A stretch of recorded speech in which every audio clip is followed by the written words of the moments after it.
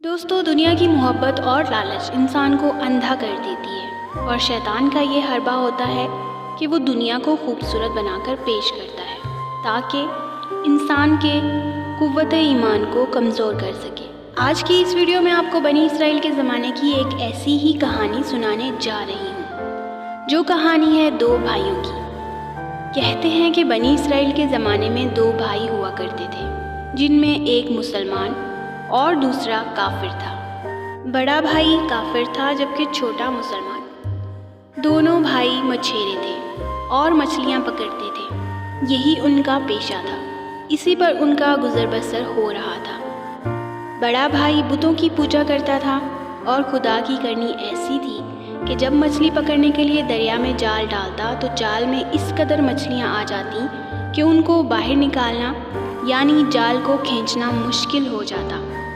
اور جب اللہ کو سجدہ کرنے والا چھوٹا بھائی دریا میں مچھلی پکڑنے کے لیے جال ڈالتا تو اس کے جال میں صرف ایک دو مچھلی ہی آتی، اور وہ اسی پر خدا کا شکر ادا کرتا، اور اسی طرح اس کے گھر کی دال روٹی پوری ہو رہی تھی۔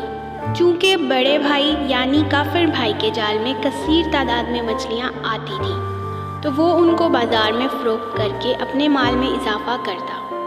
اس کے پاس مال و دولت کی ریل پیل تھی، اس کو دنیا کی ہر آسائش مہیا تھی۔ اس کے گھر کے لوگ شاہانہ زندگی بسر کر رہے تھے۔ زندگی کا سلسلہ یوں ہی رواں دواں تھا۔ چھوٹے مسلمان بھائی کے دل میں کبھی یہ خیال نہ آیا تھا کہ اس کے ساتھ ایسا کیوں ہوتا ہے۔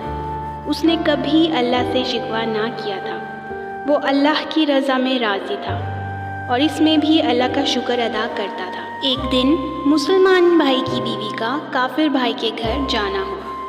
اس نے اپنی جٹھانی کا طرز زندگی دیکھا، اس کے گھر کا ساز و سامان دیکھا، اس کے لباس و زیورات دیکھے تو اس کے دل میں بھی خواہش پیدا ہوئی کہ کاش میرے پاس بھی یہ سب کچھ ہوتا۔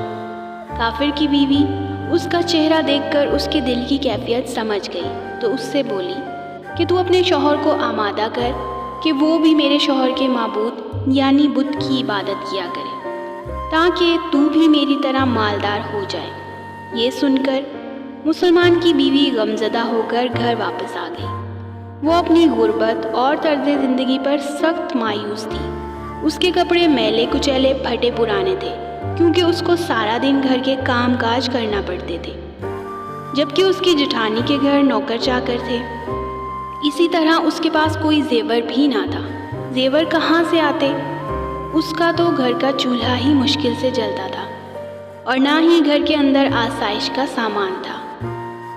ان سب چیزوں کے بارے میں اس کے ذہن میں بار بار خیالات آ رہے تھے کہ ان کے پاس وہ سب کچھ ہے اور ہمارے پاس وہ کیوں نہیں، اور ان وسوسوں کو پیدا کرنے میں شیطان اپنا پورا کردار ادا کر رہا تھا اور اس کو مزید اکسا رہا تھا۔ جب مسلمان بھائی گھر واپس آیا تو اس نے محسوس کیا کہ خلاف معمول بیوی کا مزاج بدلا ہوا ہے اور وہ اپنے شوہر سے کچھ عجیب رویہ اختیار کیے ہوئے ہے۔ تو میاں نے اس سے پوچھ ہی لیا کہ اے اللہ کی بندی، کیا ہوا ہے؟ آج تمہارا رویہ بدلا کیوں ہے؟ میاں کے پوچھنے کی دیر تھی، بیوی نے اپنے دل کی ساری بھڑاس نکال دی اور اس کے سامنے اس کے بھائی کے گھر کے سارے حالات رکھ دیے، اور ساتھ یہ بھی کہہ دیا کہ ایسی زندگی اسے نہیں گزارنی جہاں نہ ڈھنگ کا کھانا پینا، نہ پہننا اوڑھنا، نہ گھر میں کوئی ساز و سامان۔ فقیروں والی زندگی مجھ سے بسر نہیں ہوتی، مجھے تو وہ سب چاہیے جو اس کے پاس ہے۔ یا تو مجھے طلاق دے دو یا پھر اپنے بھائی کے معبود کی پوجا کرنا شروع کر دو اور مجھے بھی وہ سب دو۔ یہ سن کر چھوٹا مسلمان بھائی کافی پریشان ہوا اور کہنے لگا، خدا کی بندی، خدا سے نہیں ڈرتی؟ ایمان کی دولت کے بعد یہ کفر کی باتیں کرتی ہو، صرف ان دنیاوی چیزوں کے لیے؟ ناشکری کی باتیں نہ کر، اللہ ناراض ہو جائے گا۔ لیکن اس کا سمجھانا بے سود ثابت ہوا کیونکہ شیطان نے اس عورت کے دل میں گھر کر لیا تھا اور اس کی بیوی کا ایک ہی اصرار تھا۔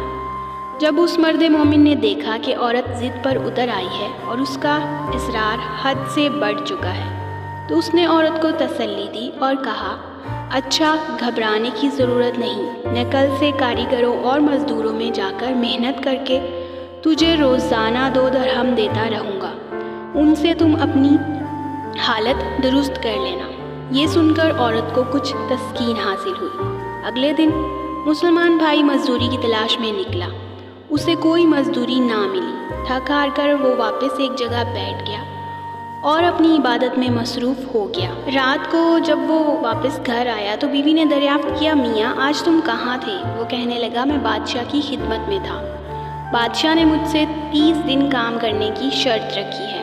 اس کی بیوی بولی، آخر وہ بادشاہ تم کو کیا دے گا؟ تو اس نے جواب دیا، میرا بادشاہ بڑا کریم ہے اور اس کے خزانے مال و دولت سے بھرے پڑے ہیں، وہ مجھے وہ دے گا جو میں چاہوں گا۔ چنانچہ وہ روزانہ گھر سے نکلتا اور اسی طرح اپنے معبود برحق کی عبادت میں مصروف رہتا۔ 29ویں رات ہوئی تو بیوی نے کہا، سنو میاں، اگر کل تم نے مجھے مزدوری لا کر نہ دی تو تم مجھے طلاق دے دینا۔ یہ سن کر اس کو بہت پریشانی لاحق ہوئی اور 30ویں صبح کو اس نے ایک یہودی سے کہا، کیا تم مجھے مزدوری پر لگا دو گے؟ یہ سن کر یہودی کہنے لگا، ہاں تم کو مزدوری مل جائے گی، لیکن شرط یہ ہے کہ میرے پاس تمہارے کھانے پینے کا کوئی بندوبست نہیں ہوگا۔ چنانچہ وہ مرد مومن روزہ کی نیت کر کے یہودی کے ساتھ کام پر گیا۔ ادھر دوسری طرف ایک آدمی اس کی بیوی کے پاس آیا اور دروازہ کھٹکھٹایا۔ جب اس کی بیوی باہر نکلی تو اس آدمی نے اس کی بیوی کو 29 اشرفیاں دیں اور کہا، یہ تمہارے شوہر کی مزدوری ہے۔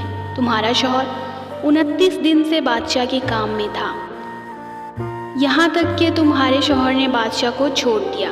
اگر وہ 30ویں دن بھی کام پر جاتا تو اس کو بہت سی اجرت مل جاتی، لیکن وہ یہودی کے پاس چلا گیا۔ اگر وہ مزید بادشاہ کا کام کرتا تو بادشاہ اس کو مزید اجرت دیتا، لیکن اب یہ لو 29 اشرفیاں۔ وہ عورت اشرفیاں دیکھ کر بہت خوش ہوئی اور ان میں سے ایک اشرفی لے کر بازار گئی۔ سنار نے جب اشرفی دیکھی تو 1000 درہم اس کی قیمت عورت کے حوالے کر دی۔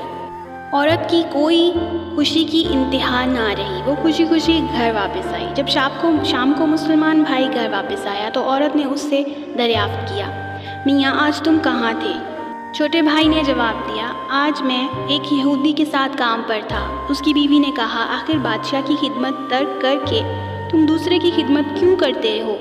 پھر اپنے شوہر کو اشرفیوں کا واقعہ سنایا، جن کو سن کر وہ مرد مومن روتے روتے بے ہوش ہو گیا۔ جب اس کو ہوش آیا تو بیوی سے کہنے لگا، افسوس کہ میں نے بادشاہ دو جہاں کی خدمت کا حق اپنے اوپر لازم نہ کیا۔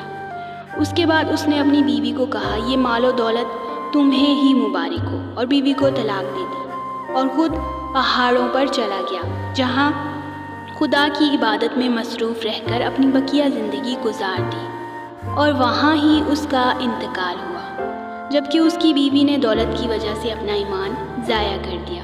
دوستو، اسی لیے بزرگوں کا کہنا ہے کہ لالچ بری بلا ہے، یہ انسان کا ایمان تک ضائع کر دیتی ہے۔ دوستو، یاد رہے دنیا کی دولت ہی سب کچھ نہیں ہے، لیکن ہم انسان اپنی نادانی کی وجہ سے دنیا ہی کو سب کچھ سمجھ بیٹھتے ہیں۔